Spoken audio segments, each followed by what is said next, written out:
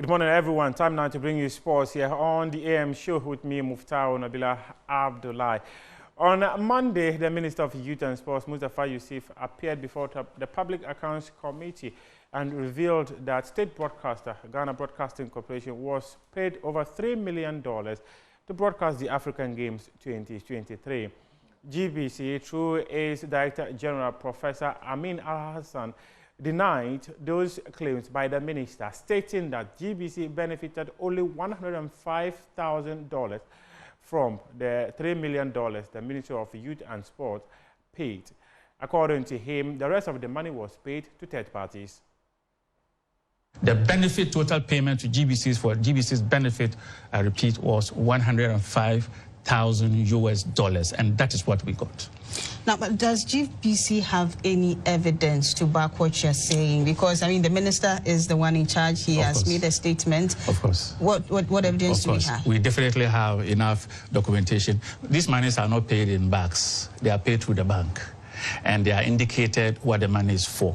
And before we do that, there's a letter we will receive from the ministry telling us whose payment it should be for. And so we don't act on our own, we act upon instructions. And that we have all the documentations, and we have everything in place to show that these monies. You see, public funds are not easily disbursed like that. GBC needs $3 million to do a lot of things. And if we got the $3 million, we would have gone ahead to start spending on GBC's needs, including procuring an OB van. We didn't get that money.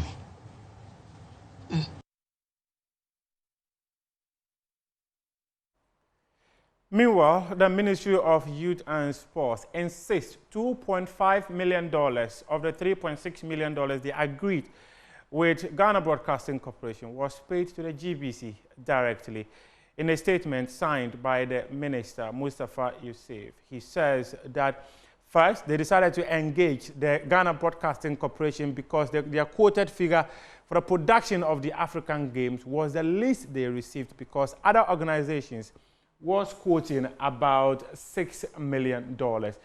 And this is a statement which was released on Tuesday night, where they say we refer to the Public Accounts Committee sitting on Monday, August 19, 2024, where the Minister for Youth and Sport, Mustafa Yusuf, led the National Sports Authority and the National Youth Authority, two agencies under the ministry, to respond to issues raised by the Auditor General.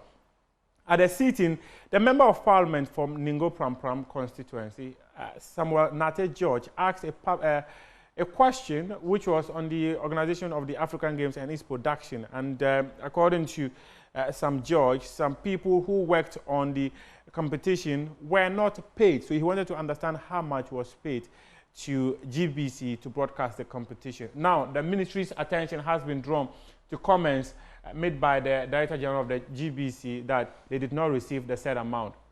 We wish to make the following statements to clarify the issues. A, the Ministry of Youth and Sports, through the local organizing committee, received proposals from various stakeholders for the production and broadcasting rights for the 13th African Games. Some organizations submitted proposals in excess of $6 million, which the ministry deemed excessive. Also, the ministry, in its quest to build local capacity and leave a legacy after the 13th African Games, engaged GBC to become the official broadcaster for the Games. The other reason for the ministry's decision was that GBC's financial quotation for production and transmission was the lowest, with the understanding that GBC will use the services of third parties to assist them implement their obligations. The total agreed amount was $3.6 million. Subsequently, an agreement was reached between the two institutions, the ministry and the GBC. So let's go to the next point of the statement, where the ministry said that $2.5 million of the 3.6 was paid to GBC. From the total amount, $2.5 million was paid directly to GBC in two tranches, $1 million and $1.5 million on 13th March 2024 and 22nd May 2024, respectively. Another amount of $1 million was paid to third parties upon the instructions of GBC in accordance with the contract.